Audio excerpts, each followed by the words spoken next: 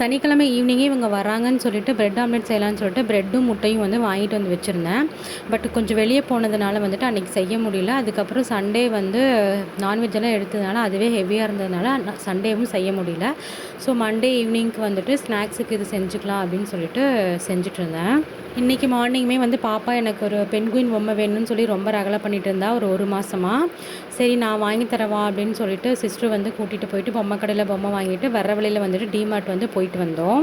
பாப்பாவுக்கு பொம்மை வாங்கினதுனால எனக்கு க்ளே வேணும்னு சொல்லிட்டு பையன் கேட்டான். ஸோ வர வழியில் அப்படியே டிமார்ட் போய் வாங்கிட்டு வந்துடலான்னு சொல்லிட்டு போனோம். போயிட்டு வந்ததுக்கப்புறம் மறுபடியும் சிஸ்டர் வந்துட்டு தைக்க ஆரம்பிச்சிட்டாங்க. ஈவினிங் வரைக்கும் தைக்கிற வேலையே இருந்தது. ஸோ ஈவினிங்க்கு மேலே வந்துட்டு பிரெட் ஆம்லெட் வந்து போட்டு சாப்பிட்டாச்சு. மதியம் வச்சு சாப்பாடே கொஞ்சம் மீது இருந்தது. ஸோ இப்போ ஈவினிங் வந்து பிரெட் ஆம்லெட் சாப்பிட்டோம்னா நைட்டு வந்து யாரும் சரியாக சாப்பிட மாட்டாங்க. ஸோ அதையே மேனேஜ் பண்ணிக்கலாம்னு சொல்லி பிளான் பண்ணியாச்சு. ஸோ நைட்டுக்கு வந்துட்டு டின்னர் வந்து எதுவுமே கிடையாது. காலையில் பிரேக்ஃபாஸ்ட்டுக்கு வந்துட்டு கம்பு மட்டும் அரைச்சி காய்ச்சி வச்சுட்டேன். நாளைக்கு பார்க்கலாம்.